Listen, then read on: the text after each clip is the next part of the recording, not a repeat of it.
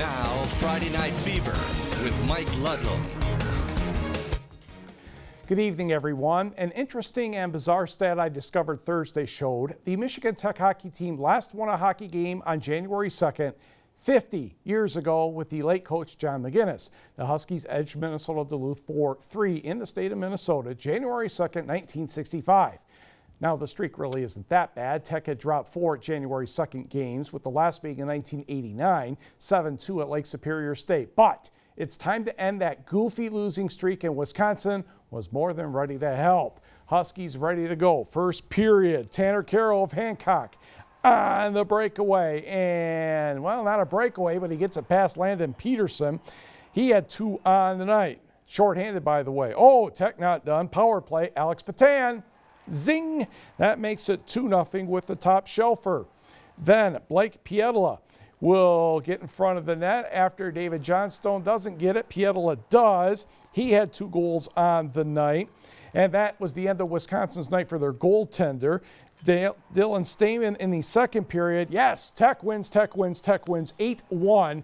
By the way, the game tomorrow night is on the Big Ten Network against the Badgers. Meanwhile, NMU hosting number 3, Minnesota State. First period, Matt Leichner to Bryce Gervais. He gets the one-timer past Michael Doan. Minnesota State on the board first, 1-0. Doan is in for Matthias Dahlstrom. He was under siege most of the game. And here's Brett Knoll's shot. Doan did finish with 33 stops on the night. Wildcats down a goal in the second. In front of the net, Ryan Kesty gets it in, and we are tied at 1. However, 9 seconds after a Minnesota State goal, Teddy Bluger scores the wraparound, and the Mavericks are all of a sudden up 3-1. And they would ice the game pretty much late in the second. Casey Nelson will score on the power play, and NMU drops the first of this series 4-1. The Wildcats know they have a lot to work on before tomorrow's matchup. Well, they kicked us around good. I mean, they're a really good team. I didn't think we responded. We weren't very good defensively, and I thought even emotionally we weren't as good as we needed to be. So when you do that against a good team, they had a lot of time and space. They took advantage of it. A sign of a good team is a team that takes care of our turnovers. They put them in the back of the net, and I think they did that 2 or 3 times real quick tonight. And those are things we have to learn from, and just you have to eliminate those mistakes in order to play against good teams. I mean, they're a good team. They outplayed us. But, I mean, it's you forget about it right after tonight, and we're going to come back tomorrow and be a different team. Saturday's face-off 7:07. By the way, Minnesota State takes over the lead in the WCHA with this conference victory. Michigan Tech a non-conference game tonight. Couple feet away, let's go to Lakeview Arena. Doubleheader tonight, and first thing you know, it's the 20th anniversary of the 1994-95 Redmond State champions. Coach Mike LaHillier there. Here are some of the guys from the team, and here come the current players as they take on Sault Ste. Marie. First period, some big saves. Spencer Denbesti will flick it out to Aiden Frost, but Tanner Riator says, you got to come up with something better than that. Brendan Campbell, Tony Fedrizzi through Campbell's legs, but again, no goal. The Blue Devils Chase Meehan with a shot. No, that's not going to work either.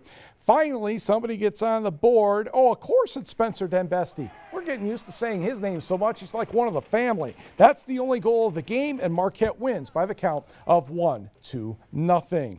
Now, prior to this contest, the Hancock Bulldogs were on the ice against Ann Arbor Pioneer. Lots of scoring in this one. Jake Booj gets it and puts that one in the net, and Hancock would like that one back. Zach Ahola, and that one's on the board, and we're tied at 1.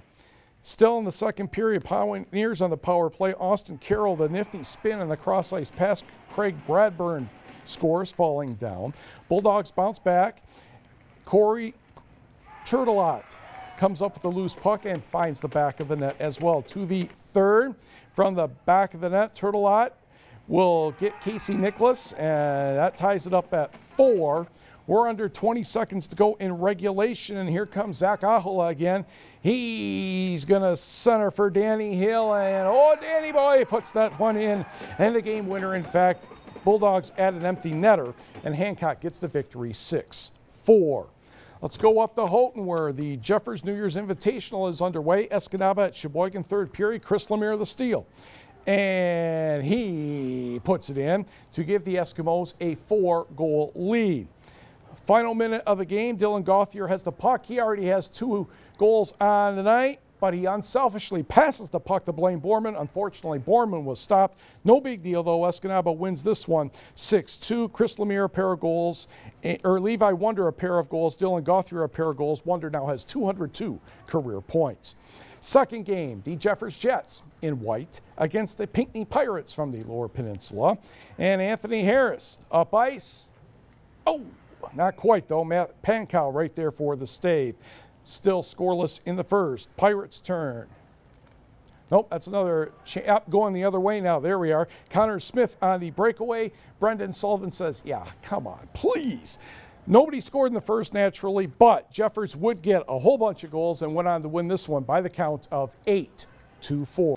To high school basketball where the Ishpeming boys make their season debut much later than everybody else again. Coach Jeff Olson and a number of players were on the Division 7 state football runner-up squad, so they practiced in December to get ready for tonight's opener at home against Kingsford. And Olson had to be reasonably pleased with what he saw in the first quarter. Late in the first, from the outside miss, Dan Thornton fights for the rebound. Off the high glass and good. Made the free throw as well, 13-6 Hematites.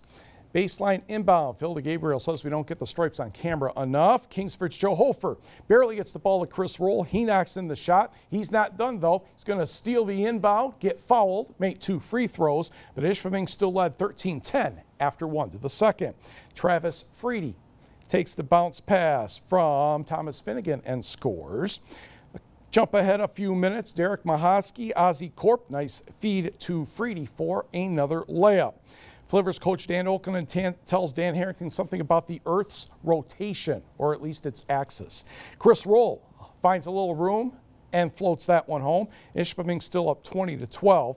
Under 10 seconds in the half, Thomas Finnegan, Dominic Sardini draws the contact, flips it in off the board, gets rewarded with a hoop and a harm. 27-17 Hematites at the half. Ishpeming goes on to win 43-38. GLIAC basketball. On the scoreboard, the Michigan Tech men, all 5 starters in double figures. Ben Stelzer with 20 and 8 assists. Kyle Stankowski, 12 points and 11 rebounds, 84-72 over Ohio Dominican. NMU, close but not quite. Tiffin wins 85-81 in overtime, despite the fact the Wildcats had 5 starters in double figures. On the women's side, Tech holds off Ohio Dominican 64-57. Jillian Ritchie, 21 points, 7 3-pointers, and 10 rebounds. Morgan Anderson and Danny Blake at 14 apiece. Alyssa Kola, 26, 18 for Courtney Levin and Lauren Gruber. Wildcat women win 83-70 over Tiffin. And a good night for Lake Superior State as well. Men win 79-60. Alex Williams had 17, Devin Daly 16. And the women, a 4-point winner, 48-44 over the Storm. Stephanie Fisher, 18 points. Westwood's Megan Mannanen had 7. Did not hear on the Gogebic Community College men's score, but we can tell you that the women tonight defeated Wisconsin Fox Valley 77-61. Sam Ofsted had 21 for the Lady Sampsons. Every Detroit Lions fan knows now that Ndamukong Suh will play against Dallas this weekend. The game is Sunday, 4:30 Eastern Time on our sister station, Fox UP. The key stat that concerns me, Matthew Stafford is 0-16 against winning teams on the road. Yeah, that's a stat to definitely worry about. That's it for Friday Night Fever. Thanks for joining us. Have a good weekend.